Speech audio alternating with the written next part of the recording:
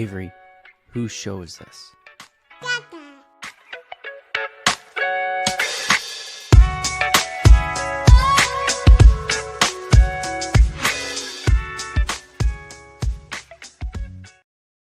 And we're live. Welcome, everybody, here to the Lakers Lounge Podcast. I'm Anthony Irwin, Senior Lakers Insider for Clutch Points, joined on this, what are we calling this? Well, how are we describing this Thursday night?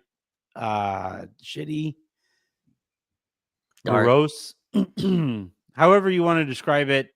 It's a Thursday, and I'm joined by Raj Chipalu and Harrison Faigen. I promised you guys this in last night's show without having spoken to either of them. It just so happened Wait, they were promised both that last night? Yeah. You didn't even talk to me yet.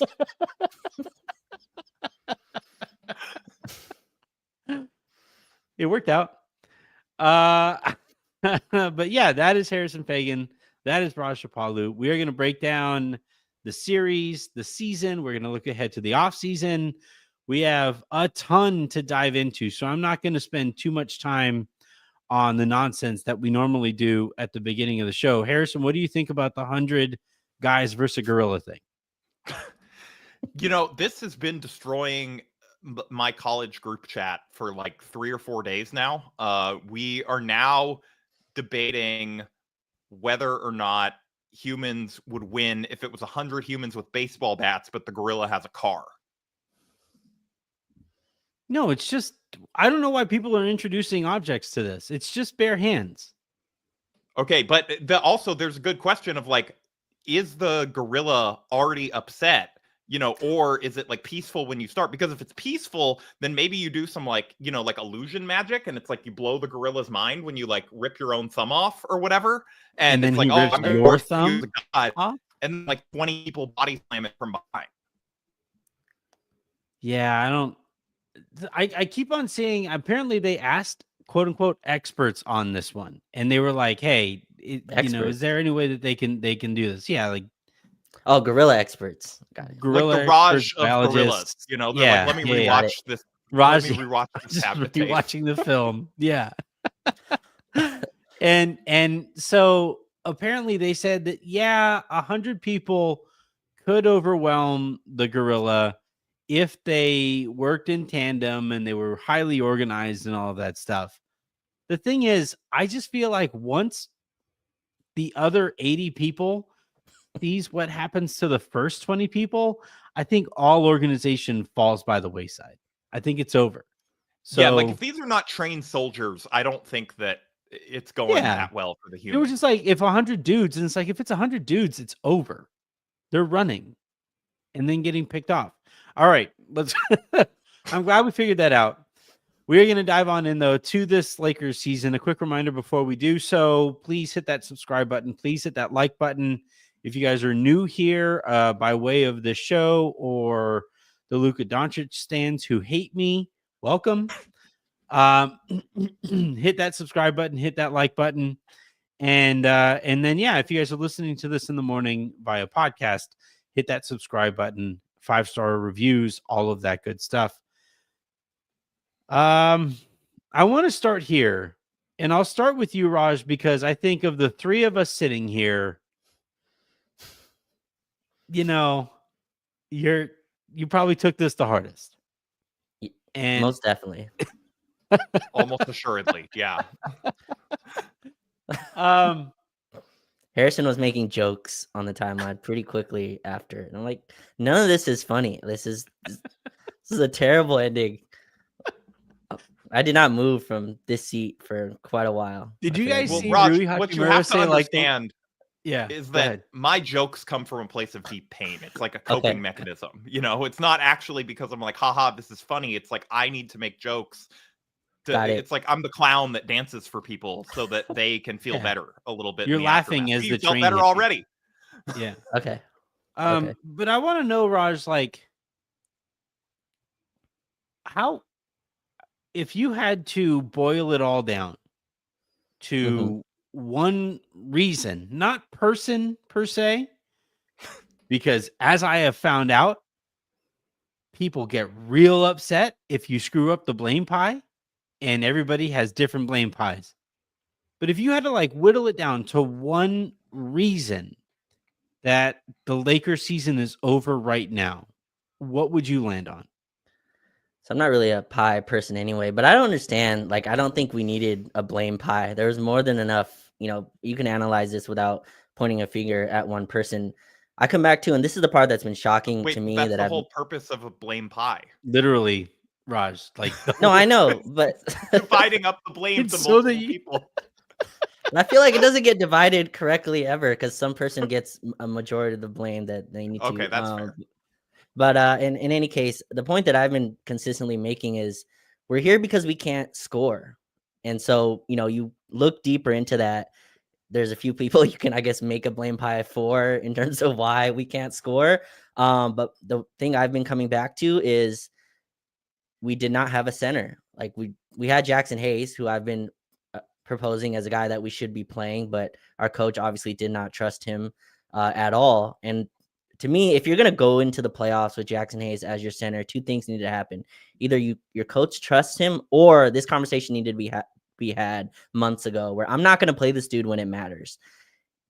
And that conversation never happened. Maybe the Mark Williams thing changes this. But to me, that's the biggest reason why we're here. We can't score. We scored under 96 points in 3 of these games. When this blockbuster trade happened with Luka Doncic, nowhere, and I came on this pod and said it as well, I'd be shocked if we lost because we can't score.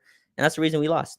We averaged 17 points a game in the fourth quarters. Like, that's insane. LeBron and Luka went 4 for 18 in the last 2 fourth quarters. Like, it's just, again, you could point the finger at any role player you want. To me, I go right to our stars and go, you guys could not score.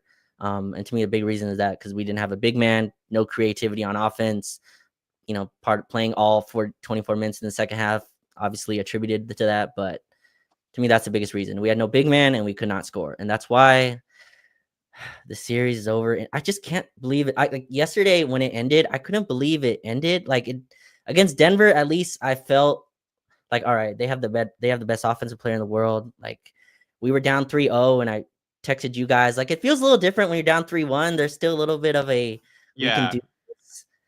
You guys shut that down. But like, at least when I was feeling pretty good and confident. We were favored by 6 last night. I was like, just get this to Minnesota, put all the pressure back on them. And it ended like I didn't even feel like it was over yet. So yeah, but that's why we're here. No big man and can't score. Harrison, do you agree with Raj's lack of a blame pie? I don't know what he did there.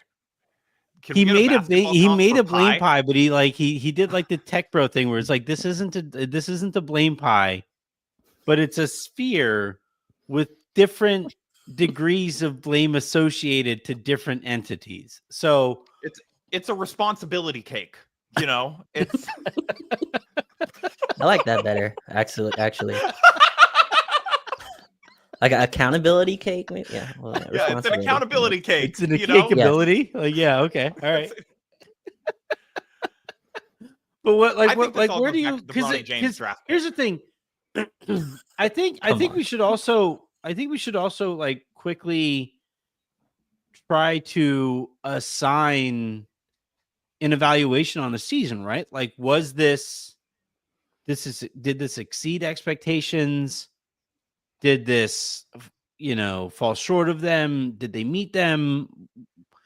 I know it's really difficult because there are so many iterations of the team over the course of the season, but still, like, with this season now over, what taste is left in the mouth, I guess. It can't help but feel like a failure. You have that much star power. You make that massive of a trade midseason. Like, winning one game in the first round, like, nobody thought that was going to be the outcome when the Luka trade went down maybe at some point, maybe some of us did when the Luka trade went down, but not when they started to play so well following the Luka trade. And it looked like they could really make some noise. It's like, okay, if they lose in the first round, it's at least going to be a competitive series, 6-7 games, something like that. And it's going to be against like a team that's a horrible matchup. And it turns out they caught a horrible matchup, but they just lost in 5 games. And what's crazy is that this is almost exactly, I think, what we would have predicted going into the season as an outcome. And then they changed the entire roster basically around LeBron, and then still ended up in exactly the place that previous iteration of the team had for expectations after like going through like 50 different versions of the team. Yeah, that's the part of it that I just can't quite get by and get past, is this notion of House money. The Lakers kind of, I'm not going to go so far as to say they definitely did this internally, but internally, the sense that I've kind of gotten is this was the outcome of the season that they envisioned coming into the year, right? You scrap, you win however many games over the course of the season, depending on the matchup that you get in the first. Yeah, like, well, depending on the matchup that you get in the first round, we'll see how the first round goes.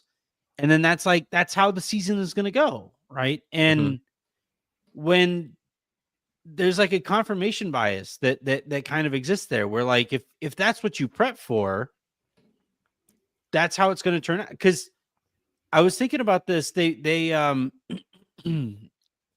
during the broadcast of Game 5, I think Kevin Harlan was talking about how insane it was. Maybe it was Game 5 or Game 4.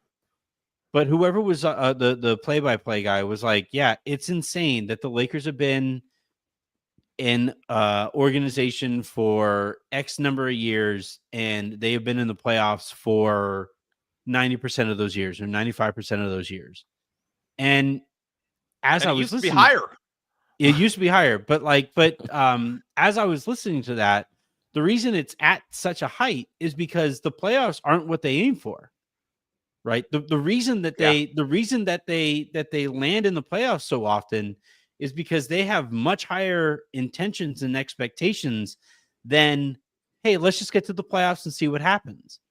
And I think that's kind of what I'm going to remember this season for. And it's probably what I'm going to remember the back half of LeBron James's tenure here with the Lakers. Is at some point there, the Lakers decided it was okay to just get there. And then we'll see what happens.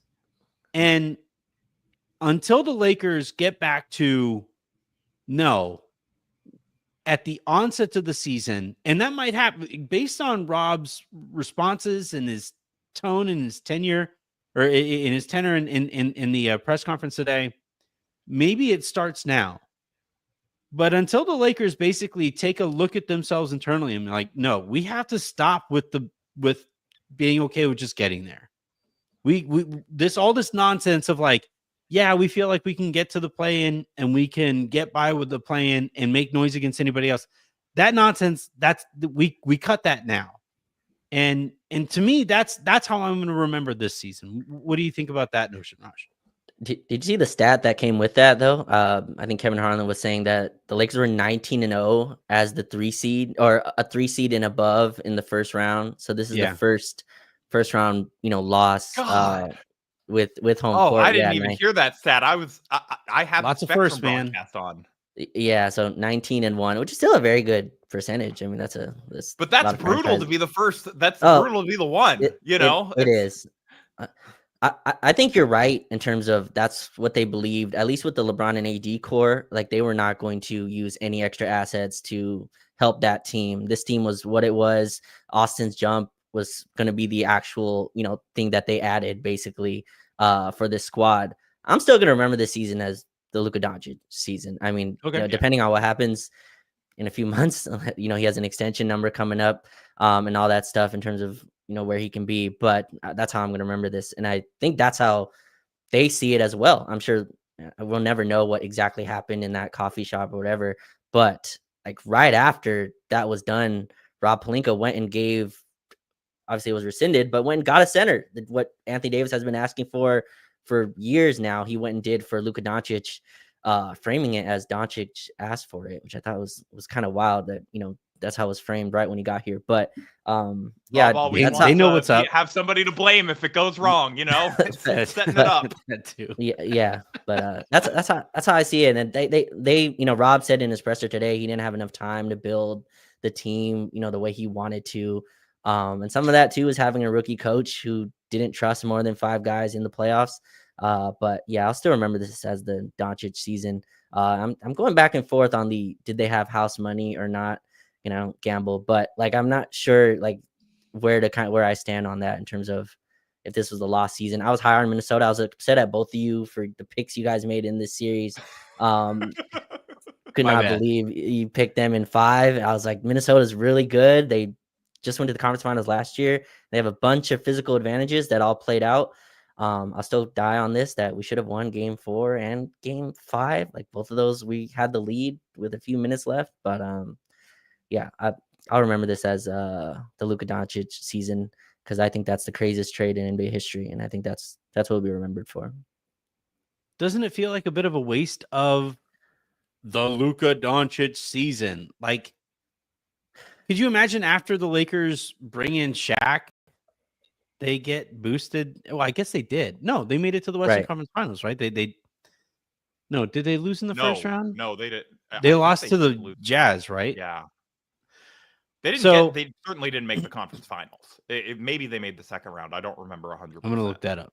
But yeah, I think the reason I think it feels particularly wasteful is because LeBron was already there and we saw what kind of pitch LeBron can rear back and throw. The weekend he had in Minnesota is going to be forgotten altogether. And that's a real bummer. Right? That sucks. That like, the weekend that he had in Minnesota while Luka had the stomach flu and while Austin was kind of overwhelmed in the series, LeBron still at 40 was still able to like rear back and fire his fastball. And all he needed was like 1.5 more players and the Lakers steal one of those games. And, I keep going back to the lesson of this season being, if you're the Lakers and you are as exceptional as the Lakers consider themselves to be and have proven themselves to be too, I think it needs to be said that too. But if you are as exceptional as you win executive of the year, you think they're going to do a press conference during the second round? Like just open up the building, bring him back. I think it has to go to Presti now, right? It's already voted on. It got voted on at the end of the regular season. Oh my God. They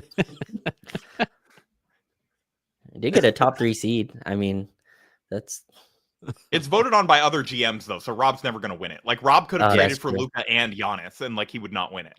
You think Nico voted? Yeah, he voted for Rob twice. Just called him. He's like, "Hey, will you vote for me if I vote for you?" I can't get over how much the head coach of the new head coach, Adelman, looks like the dude from the league who also happens to be a super fan of the Clippers. Oh, of the Clippers. Yeah, Paul Shear. Paul Shear, thank you. Yeah, I can't get over it. I'm watching the game off to the side over there as we're talking here. But Harrison, the part of this that does not sit well with me, and I don't think I'll ever really be able to just move on from, unless the Lakers rip off like a crazy string of championships or something like that.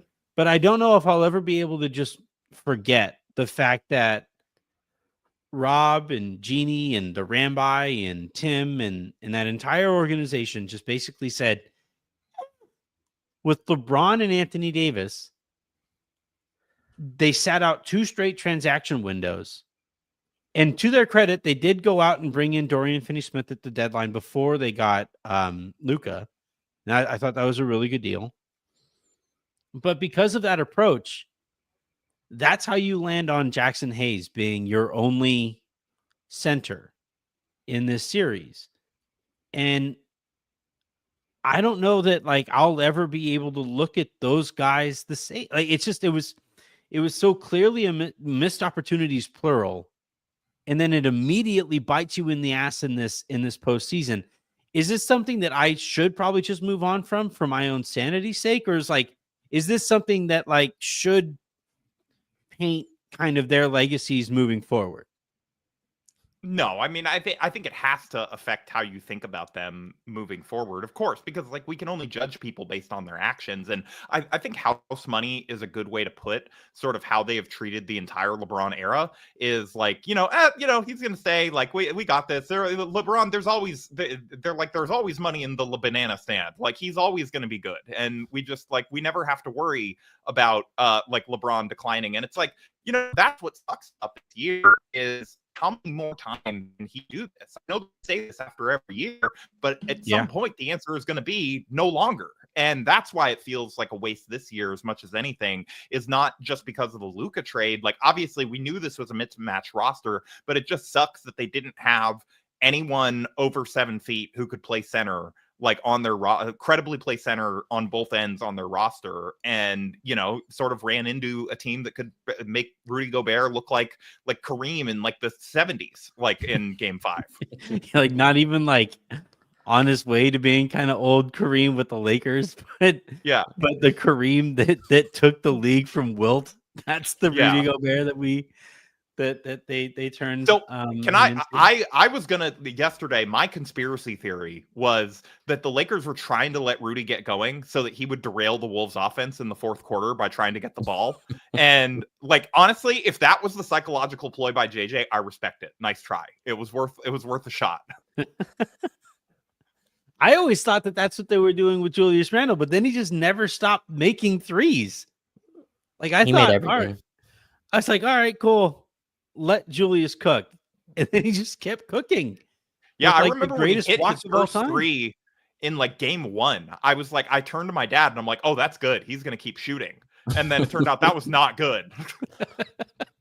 He shot like 40% from 3 in the series on like 6 attempts. It's insane. That sounds low to me, given how. He cooled off. He cooled off. Yeah, he missed all 6. Yeah. He missed all 6 in Game 5. My question though with that, right, Harrison, you were, and you both were kind of talking about how they went to the playoffs with no center, and I'm just wondering, like, would JJ, is that something they were connected on in terms of JJ and because I've been asking for Koloko, a guy that I've watched so much in South Bay, going, this is a guy that can play, and they went and brought Alex Len, who I'm not sure they saw play in any capacity before they brought him here, but like Christian Koloko is a good defensive center that you can have on your roster.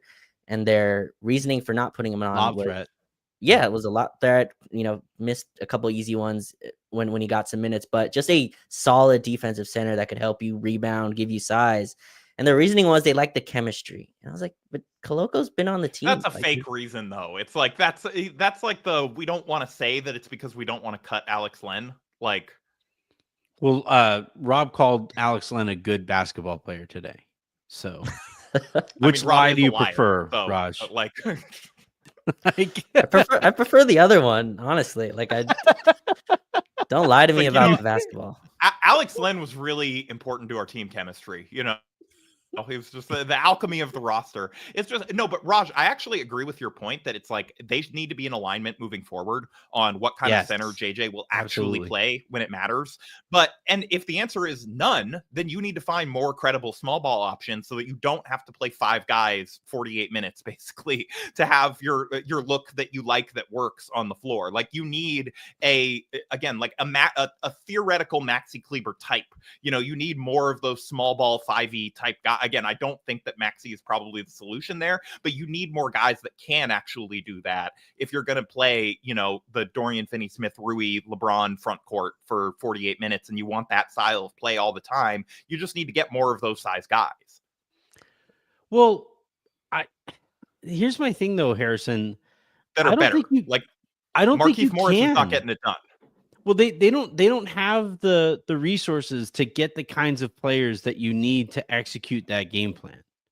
I think they have the resources, I think, to get a better center and to maybe get a little bit more athletic on the perimeter. Remember, the Lakers only have 1 first-round pick that they can move this summer, because all of the other ones are touched by first rounders that are either first round, top 5 protected or going out the door anyway.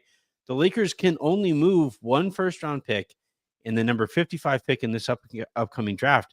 They don't have like the crazy resources to just completely reimagine this roster into a small ball one. And I also think, well, they have Dalton, and that's like a second first-round pick. that's you know, true. if you really That's think, true. and I think they still have JHS's rights, right?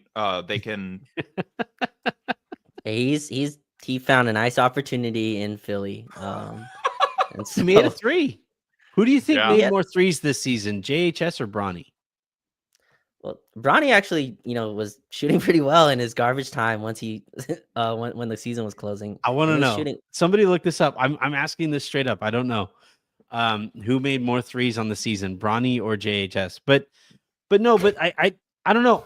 I also think, Raj, based on the conversations you and I had over the course of the season, and then certainly throughout this series, I think pursuing small ball in the dogmatic fashion that JJ envisions it is a fool's errand. Yeah, well, that's why that's why this summer will test it to me, because his 2 centers were Anthony Davis and Jackson Hayes. Obviously, you're not going to bench Anthony Davis, and Jackson Hayes is obviously a guy that you can bench because of his decision making on the floor. The real problem with this, because small ball is getting killed, like, oh my God, centerless basketball, you need a big man, which is true, but small ball does work. Like there's a place for it. Like Yeah. it is Totally. effective. And the Mhm. Lakers were super effective with it. I'll go down this hill that the Lakers should have won game 4 because their small ball worked in the second half of that third quarter. We were up 9 going into the fourth.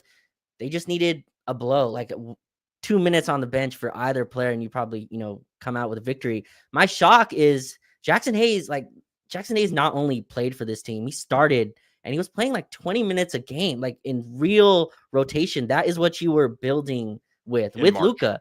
Yeah, well, yeah, but I mean, that's all you had, right? Luka came in February, so you only had a short... I'm just saying that, like, the Jackson Hayes thing always screamed fake to me because Luka was so spoon-feeding him, and he's so unskilled that all it takes is teams actually preparing for Jackson Hayes, and it's like, oh yeah, like, we can take advantage of this guy. Because most teams aren't watching, like, Jackson Hayes film before their game up against the Lakers in the regular season, No, for sure. My point isn't Jackson's great. My thing is the reasoning he's being the things he's being pulled for is fouls. Which, if you're gonna play him 10 minutes anyway, who cares? Let him foul out, right? And I think he just brings a level of he can do it. He allows you to have a lob threat to me, and like when you take away the rim, it's just so tough to score. And we're playing one-on-one basketball. It's just, I don't know. I'm not saying Jackson was a solution, but I'm shocked that he didn't at least try him a little bit more.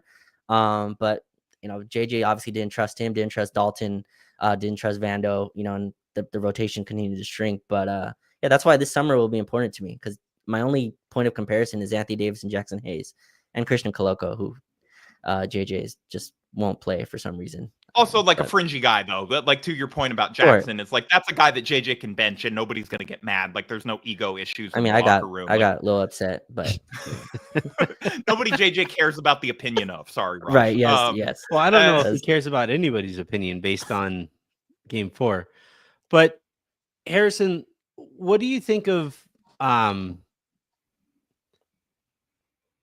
Raj making the point of, like, I need to know, and you kind of alluded to it already, but I think we need to hammer this home. I don't know what that bar is for JJ as it pertains to the caliber of center that it takes for him to actually trust.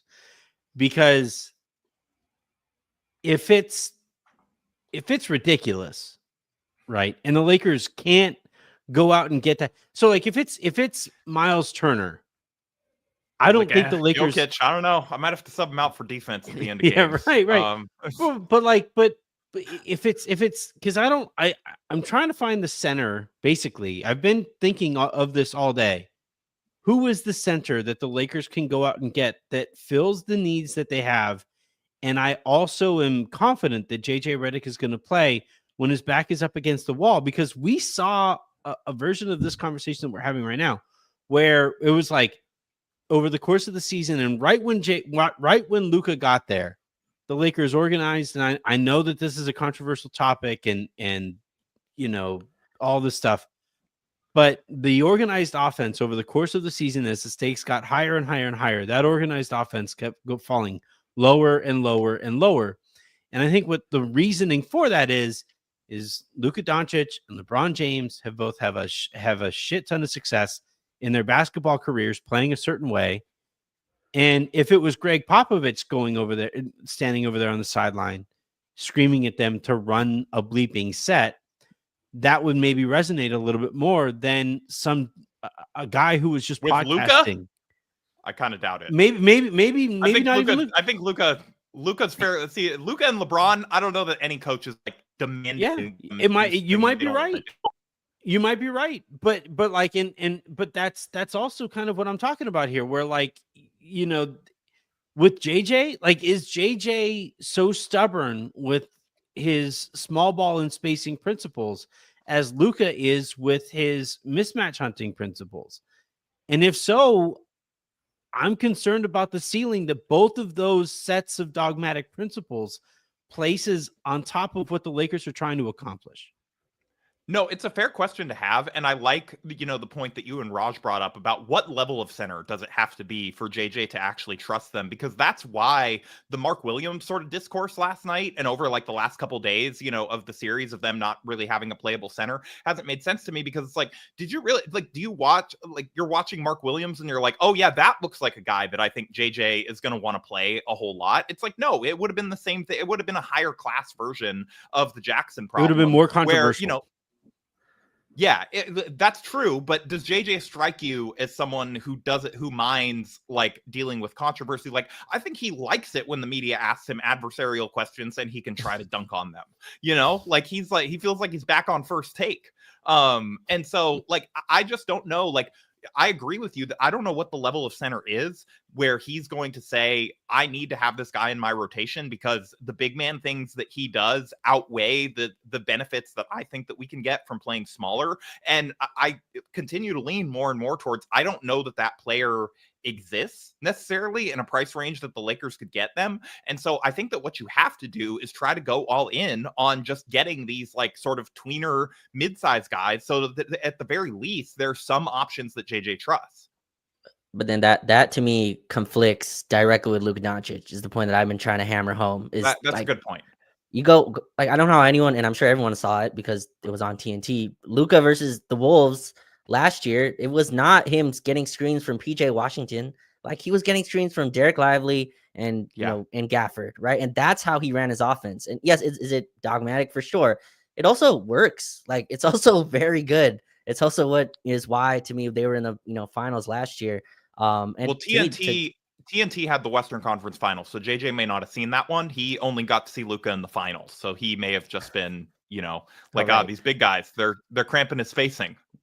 Right, yeah, he only watches games he's actually doing commentary on. But no, like, that's the part that's been shocking to me. I don't know how you watch Luka at all, not understand this guy wakes out of bed with a ball screen from a big man. Like, that's just how he walks anywhere.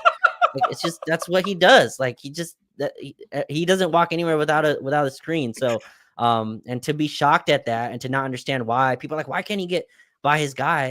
That's never, like, he's always liked to have the big man. That's what starts everything for him. And it's why he's had 2 assists game. This is Luka Doncic, one of the best passers ever, is going out and putting 2 assists per game with like 4 turnovers. It's ridiculous. Like, I just love the idea of Luka having a big, like a 7-footer personal assistant that just like follows him around all day and like sets screens for him to get. Like, his wife is like, Luka, can you take the baby? And the guy's like, nope, excuse me, I'll take that. Like, just screens it, and Luka gets past. You know, you have Derek Lively hip checking Luka's wife. Yeah. So Luka's got to get to film study. Boom. He's like, all right, Luka, I'm rolling to the kitchen. Toss me an egg. I'll get it in the blender for the protein shake. Luka's like, that's okay. I'm ISOing. Pancakes today. So like, I think this is a point that I absolutely want to hammer home here. Is everybody says they want to win.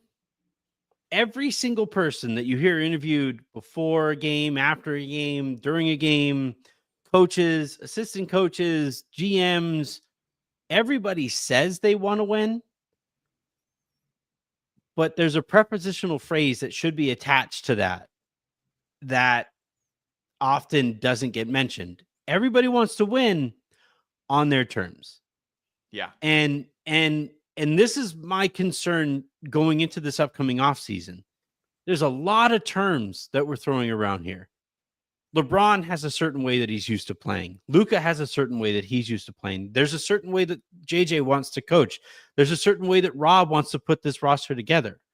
And there is so many egos that I think want to be rowing in the same direction, but inherently aren't, right? Because JJ wants to play spread out, 5-out basketball.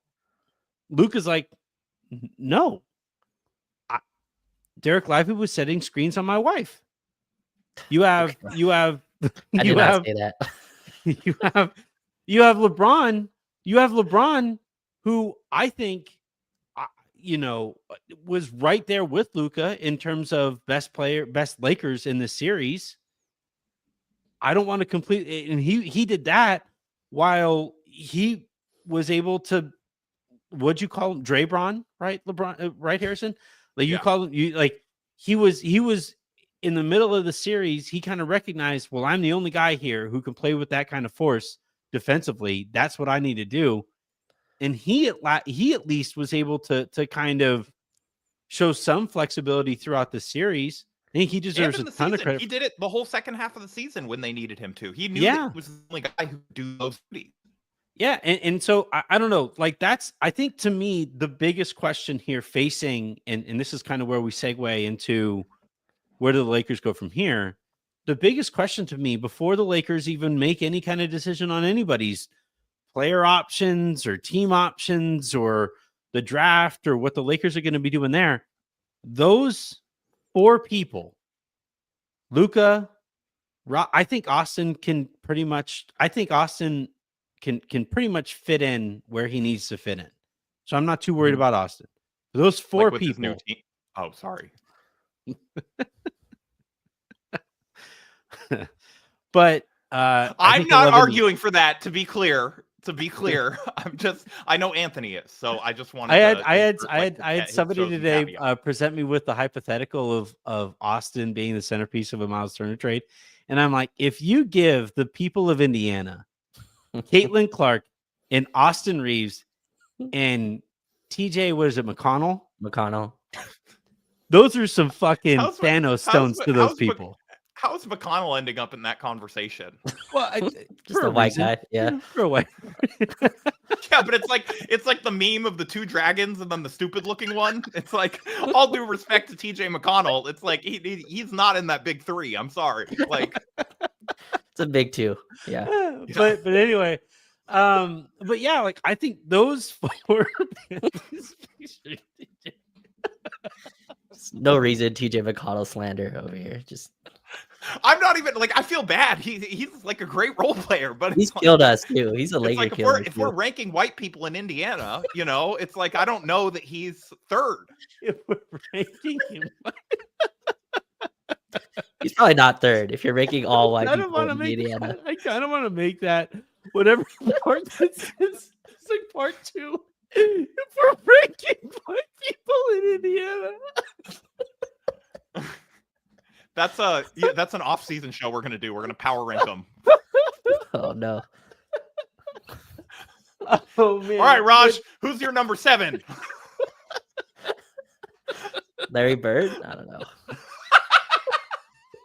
He's out there. That's low for Larry Bird, honestly. I think he might have to be higher. Yeah. Yes. He's like Mr. Basketball, whoever that is. All right. So. Like, all right, I'm going to go to you on this one, Harrison, because I think you kind of broached the subject, and I think it's a good place to finish. Trying to segue off this because I have tears in my eyes. But how do those 4 people get on the same page? Because there's a lot of people pulling in different directions there. You're saying Rob, Luka, LeBron, and JJ. Yeah. Yeah, I mean, so if I'm giving the serious answer, like I think all of them really need to sit down and do the closed doors. Like this is not coming out. Like we are just going to talk about what the four of us actually want from a basketball situation, and we're not leaking it. And it's like the four of us putting our heads together in one room and trying to come up with a cohesive theory for the roster. So like we're not doing this so that Rob can blame LeBron and Luka if a move goes wrong. We're not doing this so that like JJ can tell them what they need to do to win. We're just saying like, let's get in a room and talk about what all of us want and what is the most cohesive vision for a basketball team coming out of that. And I think that's the only way to actually do it. Because if you're sitting down there and it's like Luka is saying like, I need a lob catching big man to be at my best. And JJ is saying like, yeah, but like I'm looking at this board of free agents and I will not play any of these guys, then you have a problem. And that needs to be resolved. That needs to be sorted out. So coming up next week on the Mind the Game podcast.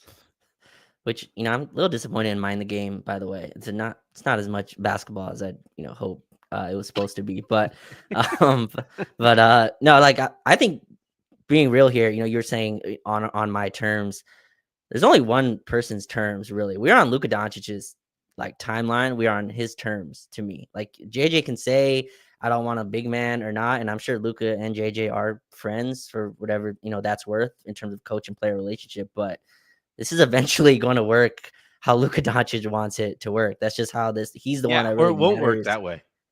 And that's why JJ needs to be brought into the same page to some degree. Like they need to all talk through this and figure it out because, if it's just going to be, if not everyone is rowing in the same direction, like Anthony was talking about earlier, then it's going to be tough where, Rob is saying like, again, like Rob, who has like probably no actual basketball philosophy beyond like, how do I say employed, if he's hearing from Luka, I need to go get Mark Williams and he does it. But then JJ's like, this guy sucks. He's tall and he doesn't move fast, like I'm not going to play him, then you have a problem. And I'm not saying that means fire JJ, but I think it means that like everyone needs to get on the same page going into this roster now that they're not being put together on the fly in the middle of the season about like, okay, here is how I, Luka Doncic, am most comfortable. Here is how I, LeBron James, feel like I can best fit into that. And here's how I, JJ Redick, can coach around that and sort of try to set these guys up to be at their best within that framework. And here's how I, Rob Pelinka, can like make the phone calls to make that happen. Or set up whoever I need to set up to when I can't execute on that plan fully. Well, it's Luka. He's gonna say, "Look, Luka wanted a center. This is not my fault. What was I supposed to do? I had to get him to sign the extension. I did my job." To kind of, I want to try to figure this out because I wrote about this for Clutch Points today, and I found myself while I was writing, right. And this happens every so often when you write a longer thing where you feel yourself getting pulled in different directions. Like while you're writing, it's like, all right, I need to put together my list of priorities for this Lakers offseason. And at one moment, at the top of my priority list is what we've been talking about, those guys getting on the same page. And I still think that is going to sit at the top of my priority list.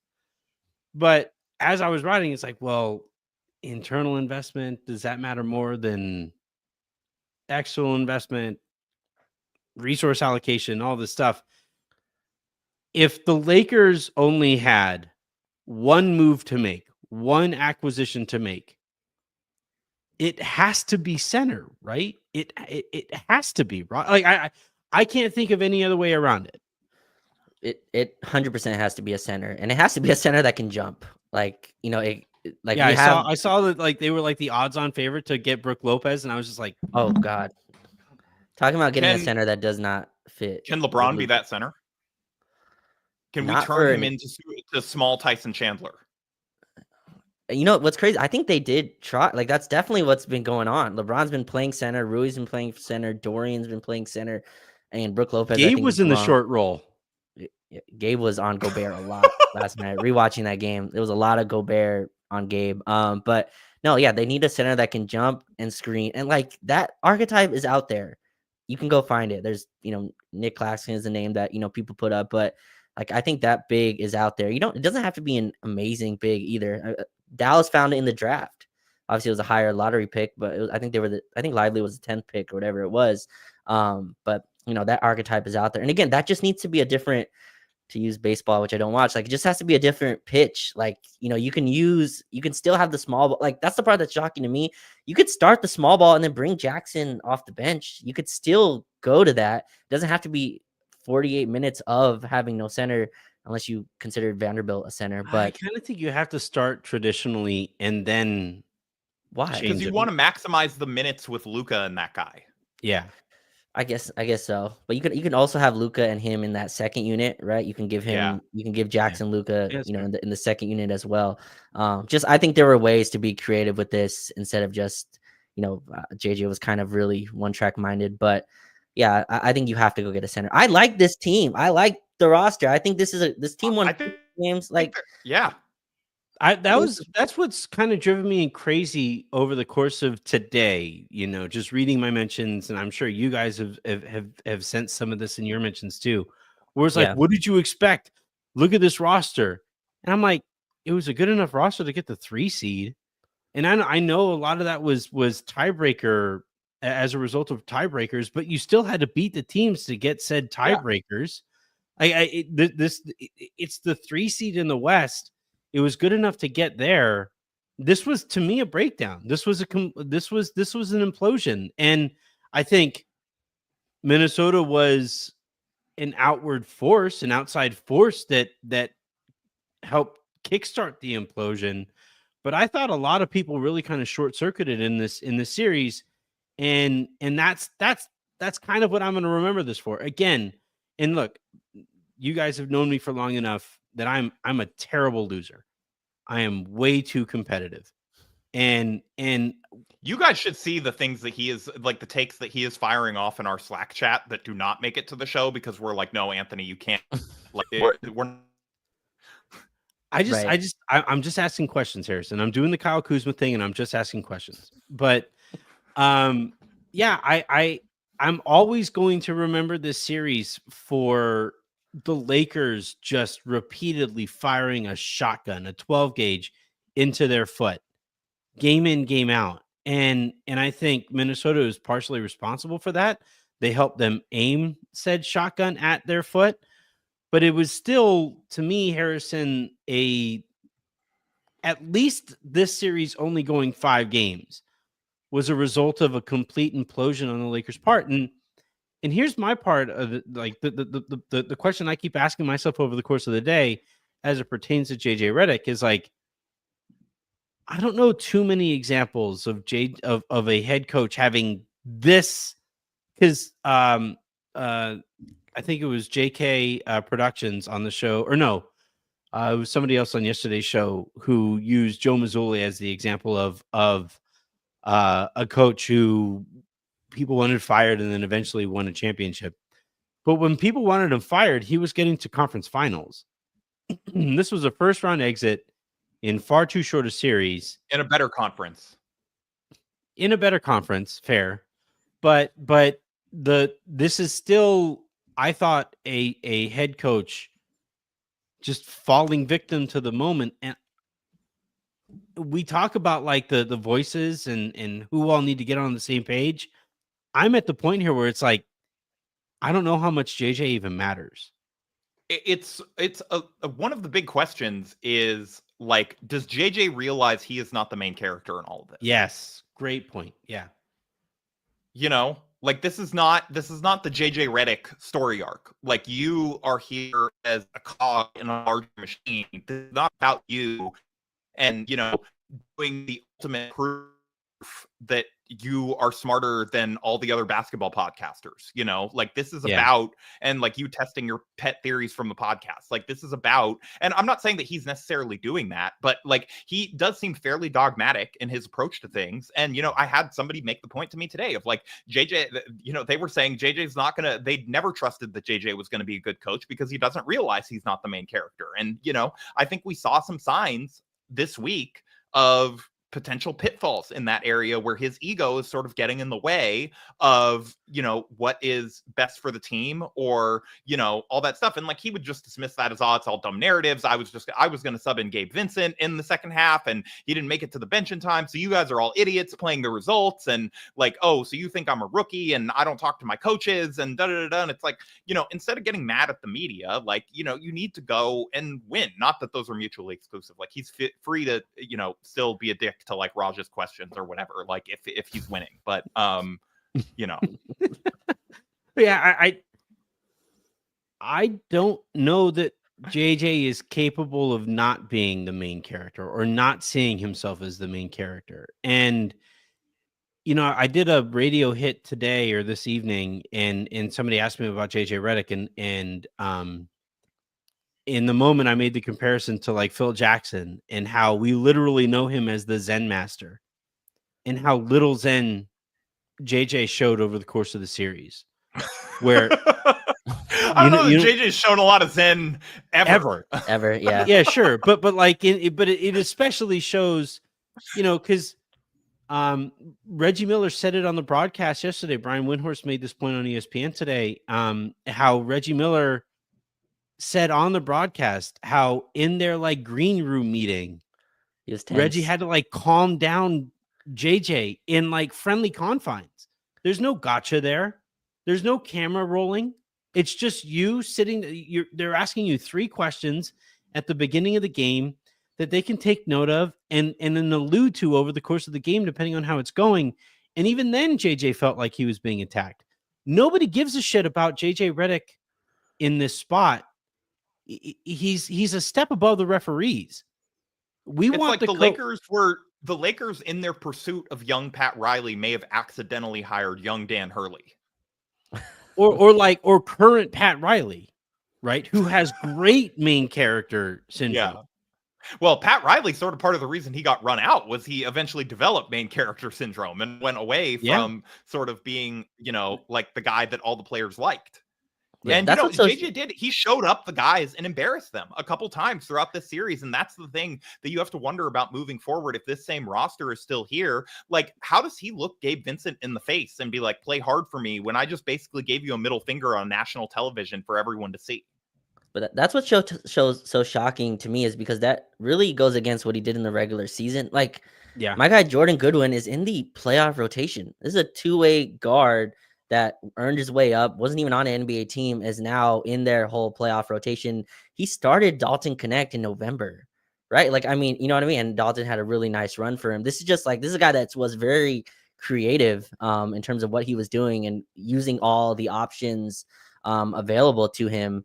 And, I think Max Christie's growth is in that as well. I'm not giving him full credit for that, but in terms of just the trust that he had in Max and understanding what he had in him as a player, just all these things that, really went away in the playoffs. That's why it's so, like, to me, it's uncharacteristic more. Like, at least I'm giving him the benefit of the doubt for now. I'm sure, like, some of the, I think he's a competitive dude, and I'm sure some of that comes off in the media. He's also probably the most media trained coach to ever exist. Right. I'm not sure there's been one before him that's like been such in that debate, and at least in the modern kind of era, in terms of the debate culture that we're in. But yeah, that's what's shocking to me, is that he's a guy that did play a bunch of dudes and did try out things and in the regular season. And then as the game started to matter more, he started to really become more dogmatic, like against Houston late in the season with Jackson Hayes getting only 2 minutes in the second half. I looked at that and went, oh, wow, so this is how he really feels. And then you saw that continue. Like, Maxi Kleber playing is insane. But like, to me, that showed the second stint, Raj, was one of the dumbest things I've ever seen. And that's having watched him make no substitutions in the second half of a playoff game. But that, like, you guys want subs? Fine. Damn. Right. Yeah, but that shows who he trusts, right? Like, in terms of who, like, he was probably based on Max. What?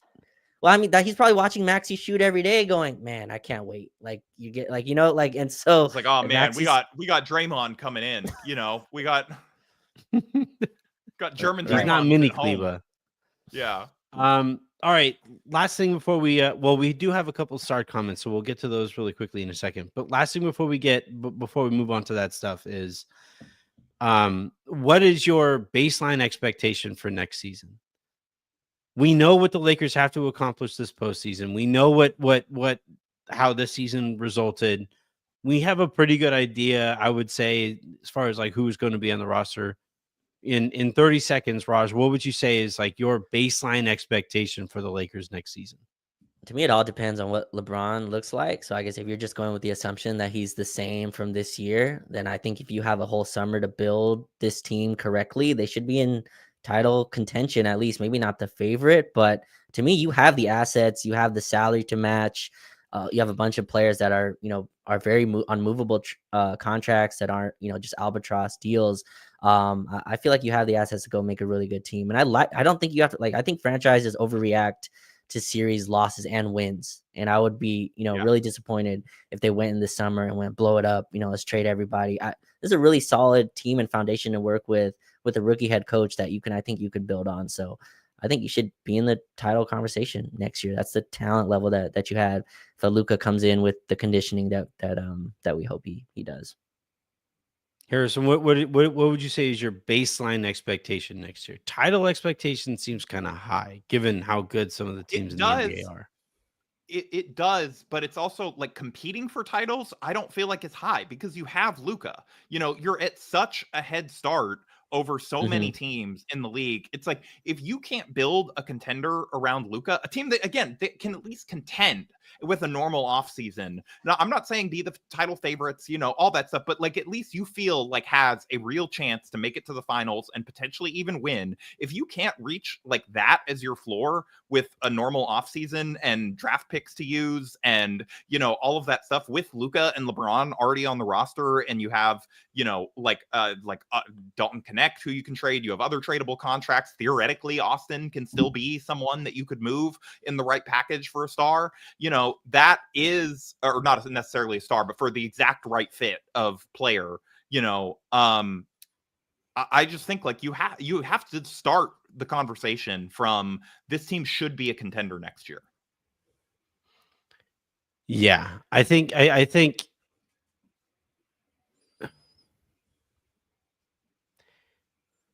I would probably agree with you guys that they have to.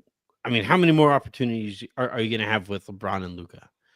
And if you don't make good on that opportunity or this opportunity ahead of you here this offseason, I don't know how many better opportunities you're going to have with Luka here moving forward without Nico Harrison losing his mind and drafting the next Luka and trading you another Luka while you already have Luka. So he's like, here's Cooper Flag. I didn't like his draft workout, but I took him anyway. Do you think that's a center that JJ would finally play? Like that's the caliber of center? I think that is. I think he would. Yeah, I think Cooper Flag he would probably play because he's small enough. All right, so let's go ahead and dive into. We have a couple of super comments here, and we'll round out the show starting with. I'm so bummed. I've lost all like interest in playing that clip that I know everybody. Let's go Warriors. Come on, you got to stop. You got to stop Banner 19. We're rooting for you. I was gonna I am gonna put together a poll just for the sake of filling content between now and the end of the season. Which team we as a show are going to root for? Do you guys have any nominees? Do you guys care at all? I want the Clippers to advance so I can go to some conference finals games, but that's Raj, pretty much. You are never going to beat these allegations. No, but it's to go to the games. It's not. I'm not rooting for them to win in any. He's going to be on the wall with the flag. He's not rooting for them. He's just like I'm not allowed. I'm not allowed on the wall. No. You're not Chuck certified? I don't have a Clipper jersey that I own to show that I'm a Clipper fan, but yet. All right. Let's go ahead and that was perfect. That worked out better than I thought. JK Productions kicks us off with the NBA is too young and athletic for the way the Lakers roster is built. Outside of LeBron taking a $30 to $40 million pay cut, I don't see a way out. Bron and Dorian Finney-Smith aren't getting better. Big trouble. Shams did report today that LeBron was talking or is leaning towards taking his player option or opting into his player option. If that happens, we're screwed. Like, I don't see a financial way to manage this roster and compete at the level that you guys are talking about. Well, I mean, we can say, Lakers fans, if you want to do something and make your voice heard, there is a way that you can do it, and it's by streaming Running Point on Netflix. Jeannie Buss is an executive producer, that she gets money from that. And so if we can get that show a season 2, there's a chance that the Lakers are I willing think to it's spend already more been on the renewed. roster. Oh, sick. All right, never mind. We are at mission accomplished, everyone. No, Good but job. that's what Netflix does. They review the second season really quickly, and most of their contracts for writers and producers are based on the third season. So you technically need to renew it for another season after So this. Lakers fans, just tweet at Netflix about how much you love Running Point. Just Is there any basketball in that show? Like, is there like actual not good stuff. Nothing No? good. Okay. no, yeah, they show basketball, but it's TV basketball. It's like a guy Okay. dunks and then they cut away or whatever. Yeah. Gotcha. Okay. At one point, the stand-in Genie gets hit in the face with a ball during a game. Mhm. In the first episode, I saw that. I only was able to get through 3/4 of the first episode, but everybody should try to get Netflix to get it right. At least just turn it on for your dog when you leave the house or something. You know, like Oh, that's a good point. Yeah. turn it on, turn the sound off, stream it off to the side, like get those numbers up, and this is going to help the Lakers, compete. The athleticism conundrum is a tough one here because I don't know how the Lakers get as athletic as athletic as the Lakers need to get with a backcourt of Austin Reeves and Luka Doncic. That's something that's going to kind of sit in the back of my mind all offseason. Raj, where do you land there? I mean, I think there's a way around it. Just the other guys have to be athletes. Maybe Rui. The other one's LeBron. Right. One is LeBron, who I think is who can be Pretty that good power athlete. athlete. Yeah. But to me, it's Rui. Again, I think Rui and Dorian are fine as a 5. I just think living and dying with that, like there are matchups that can really take advantage, and Minnesota's one of them. They're one of the few that have 20 wings to play at all times, and you round into one of them. I think OKC is another. But yeah, these guys with a bunch of athletic wings can really give you trouble. That's where you hope to have some athletes on your bench. But we didn't. I mean, Dallas started. Luke, I'm not comparing Austin and Kyrie right now, but like Luka and Kyrie Austin I'm losing myself. Kyrie and Luka as a backcourt weren't super athletic either. They had a lot of defensive deficiencies, but they made it work because they surrounded them with the correct athletes. Cleveland's another template for that. Donovan Mitchell's an athlete, but not a great defender. But Mitchell and Garland, they surround them with gigantic, towers and Mobley and Allen. So I think there's a way to do it. Can I also just say that, like, there's a world here where Luka becomes part of that defensive solution. I know that he's never going to be like defensive player of the year, first team all defense or anything like that. But if he comes into a season in shape, he has the tools to impact on defense. I've seen him do it. He ends possessions with rebounds. He can contest. He's a menace in the passing lanes when he wants to be. He just was sick and like been puking his guts out for 3 days straight, basically. And then it was like going into an NBA game trying to rest on that. You can't do that in the playoffs. And so, they need a little bit there, but they also Luka can be part of that solution too. He has to be. Yeah.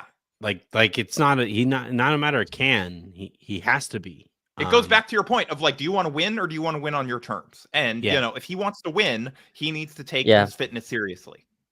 Yep. All right. Next one here comes from JK. Also, like the Lakers need to get younger and more athletic at 3 positions. How do they do that with limited salary slots and assets, while also wasting money on Vando? The Vando extension is a tough one. He's employed for another 2 seasons beyond this one. American. Well, for the time being, eventually he's going to wind up on the Guangdong Tigers or whatever. But right now, he's definitely a Laker. I don't know if a foreign team is bringing Vando over as their one import. They usually need those guys to be like 35-point-a-game scorers. Like I don't think the CBA team is signing Vando. Oh come on! Oh come on! That's insane. I'm just saying, I've looked at this. I've thought a lot about that. There's certain guys that it's like you have to be an NBA role player. You're not going to be. You can't unless you're a citizen of one of those other countries. Like you can't. Like, He has no unless left Jared hand, yeah. Vanderbilt like Harrison, becomes Chinese, left-handed, you Raj. know, gets his citizenship, and you know, That makes it worse. Yeah, that's true. Harrison, you and I have been podcasting for a decade. This might be the meanest thing you've ever said about it. look, I say that with all due respect to Jared Vanderbilt. It's like a style of play thing. No, That doesn't make it better. I'm not sure he can play in the Chinese Basketball Association. That's insane and not incorrect. All right, I'm just saying gonna maybe he gets citizenship and he converts, you know, like he's part of the Chinese national team moving forward, and then gets his FIBA clearance. We know Then Chinese, he's doing all the little things off Jimmer Fredette, you know? It's just we know the Chinese government is a very welcoming community. So that'll work out well. All right, that is going to do it here for this episode of the Lakers Lounge podcast. Thank you, everybody, for tuning in. Thank you, everybody, for tuning in over the course of the season. I'm going to do this awkward thing here. Part of the reason that I asked Harrison and Raj to hop on the show here today is to thank you guys directly with everybody watching, with everybody here in the comment section. These guys have played an absolutely vital role in keeping this station, this entire feed, this entire project above water, and without basically asking, you know, anything near commensurate with what they are due. So one of the reasons that I'm pushing this thing so hard and trying to make it grow as quickly as I can is to pay these guys back in the way that they deserve it. But Raj, Harrison, I truly love you guys like brothers. Raj like a little brother. But both of you guys, I'm also younger than you. Yeah, it's just it's tough because, you know, I was gonna say I'm like 8 years younger than you. I know it doesn't look like it, but like it's just, you know, it's just tough to like. You're like, Harrison, I look at you like a father figure, you know. It's just... I really truly love both of you guys to the end of the earth and back, and I greatly am. I will never be able to thank you guys enough for the amount of support that you guys have provided to me personally and to this show as an entity over the course of the years. So and then, you know, this extends out to everybody watching. You know, we are on the verge, I think, of some really cool things here in the lounge and with LFR and with Jovan and as this LA network, you know, kind of gets pieced together. None of that would be possible without the amount of support that you guys showed, no matter where I was over the course of the year. I was at Lakers Daily, and then I was at Clutch Points, and then with Odyssey, and it was Blue Wire a couple years ago. It's been all over the place. We have found a home. And to those of you who have stuck with me, my favorite kind of comment are the people who say, like, yeah, I've been listening to you since the lockdown days. And the reason that I like that kind of comment is because of the kind of people who have been involved in those projects over the years. It was me and Harrison from the beginning, and then it was Pete and me. And then if you've been listening since then, you've checked out content with me and Raj. And this community continues to grow and it continues to evolve. And it would not be possible with the amount of commitment that you guys have shown to this nonsense that we've had, where we're apparently going to rank white people in Indiana in a couple of weeks. I think that is an August show. I think we can do it. Oh yeah, we should do it. Yeah, do I have to like research for that? Like, I don't even know how. Unfortunately, one of Raj's bosses is a white guy in Indiana. I was gonna say we can get Jacob kind of like that. That's probably like a steal of a late round pick. You know. But yeah, I thank you guys a ton. Thank you everybody for hitting that subscribe button, and please hit it again, or please hit it if you guys are new here and all of that stuff. We have a fascinating offseason ahead of us, and we're going to be here to cover every step of it. So until the next time you guys hear from us, which will probably be Sunday, I'm going to take a nice couple of days to kind of regroup and all of that stuff. I'm Anthony Irwin. That was Raj Chipalu. That was Harrison Faigen. Both of those guys are from SB Nation and from Vox. Have a great rest of your evening. Have a great rest of your weekend. Make somebody else's, and I'll talk to you on Sunday.